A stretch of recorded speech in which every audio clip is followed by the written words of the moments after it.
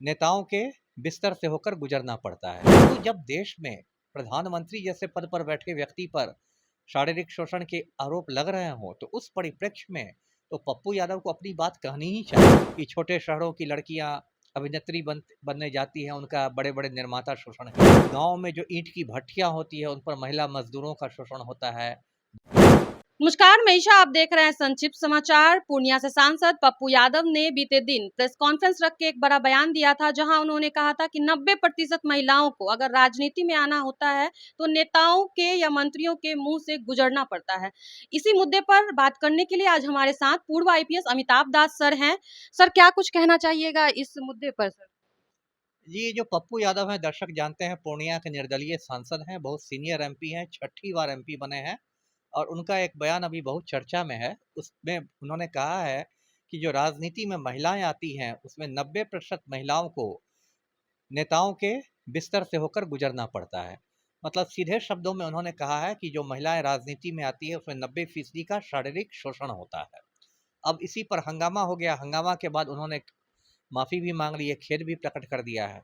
अब देखिए, इस पर मेरा ये कहना है कि अब प्रतिशत तो मैं नहीं जानता कि 90% है, 80% है या 70% है, वो मैंने कैलकुलेशन नहीं किया है। लेकिन ये एक कड़वी सच्चाई है कि महिलाओं का हर क्षेत्र में शोषण होता है। राजनीति में भी होता है, ऐसा नहीं कि सिर्फ राजनीति में होता है, फिल्मों में भी होता है। फिल्मों में भी, फिल्म लाइन से आपको खबरें आएंगी कि छोटे शहरों की लड़कियां अभिनेत्री बनने जाती हैं, उनका बड़े बड़े निर्माता शोषण करते हैं। या आप मीडिया में इस तरह की खबरें आती है, एमजे अकबर को इस्तीफा देना पड़ा था, इतनी महिला पत्रकारों ने आरोप लगाए थे। गांव में जो ईंट की भट्टियां होती है, उन पर महिला मजदूरों का शोषण होता है, दबंग ठेकेदार करते हैं। क्योंकि हमारे देश में एक पितृ सत्ता है, पुरुष प्रधान समाज है।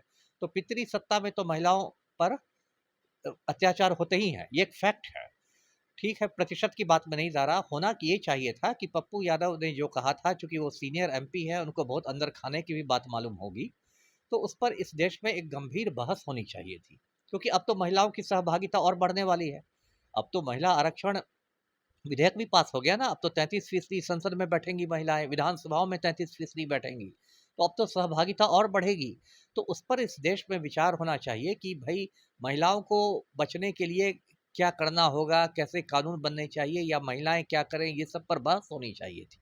लेकिन यहाँ तो उल्टा ही हो गया। लोग पप्पू यादव के पीछे पड़ गए, उन्हीं को बुरा भला कहने लगे, उनकी पत्नी पर सवाल उठाने लगे कि आपकी जो भी पत्नी तो राजनीति में है, पर्सनल हमले करने लगे।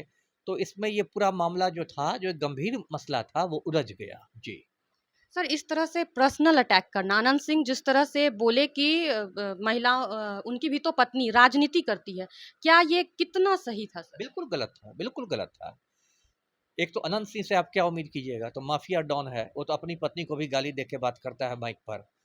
तो उससे क्या। दूसरी बात कि पप्पू यादव ने ये तो नहीं कहा था कि 100% महिलाओं का शोषण होता है। 100% की तो उन्होंने बात नहीं की थी, उन्होंने 90% की बात की थी।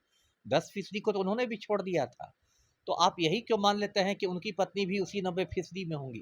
तो ये तो देखिए पर्सनल अटैक हो गया। ये तो एक मतलब गिरी हुई राजनीति हो गई। आप राजनीति का आप अस्तर गिरा रहे हैं।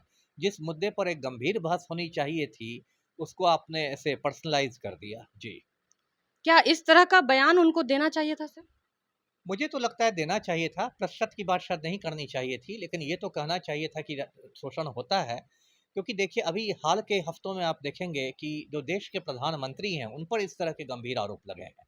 मधु किश्वर, जिन्होंने नरेंद्र मोदी की जीवनी लिखी है, मोदी नामा लिखा है, उन्होंने कई इंटरव्यू में कहा है कि नरेंद्र मोदी ने महिलाओं का शोषण किया है, सांसद बनाने के लिए शोषण किया है, मिनिस्टर बनाने के लिए शोषण किया है। ऐसे ही आरोप डॉक्टर सुब्रमण्यम स्वामी ने लगाए हैं, जो पूर्व केंद्रीय मंत्री हैं, बहुत सीनियर नेता हैं। तो जब देश में प्रधानमंत्री जैसे पद पर बैठे व्यक्ति पर शारीरिक शोषण के आरोप लग रहे हों, तो उस परिप्रेक्ष्य में तो पप्पू यादव को अपनी बात कहनी ही चाहिए। हाँ, इससे मैं सहमत नहीं हूँ कि जो उन्होंने परसेंटेज की बात कह दी, उन्होंने जो परसेंटेज कहा वो इतना ज़्यादा है कि बहुत सारी महिलाओं को ठीक नहीं लगा। लेकिन शोषण की बात तो उनको करनी चाहिए थी। जी। पप्पू यादव ने सर इतना बड़ा बयान दिया, क्या उनको माफी मांगना चाहिए था या अपने बातों को और आगे लेकर के जाना चाहिए था?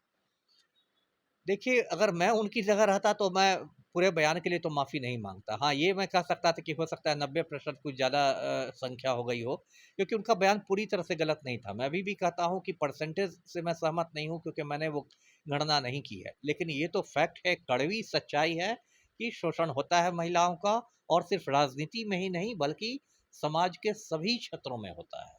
जी। हमारे साथ बात करने के लिए पूर्व आईपीएस अमिताभ दास सर थे। उन्होंने अपने बेबाक राय को रखा। फिलहाल हमारे साथ इस खबर में इतना ही। वीडियो पसंद आया हो तो वीडियो को शेयर करें, साथ ही हमारे यूट्यूब चैनल संक्षिप्त को सब्सक्राइब करके फेसबुक पेज को फॉलो करना ना भूलें। धन्यवाद।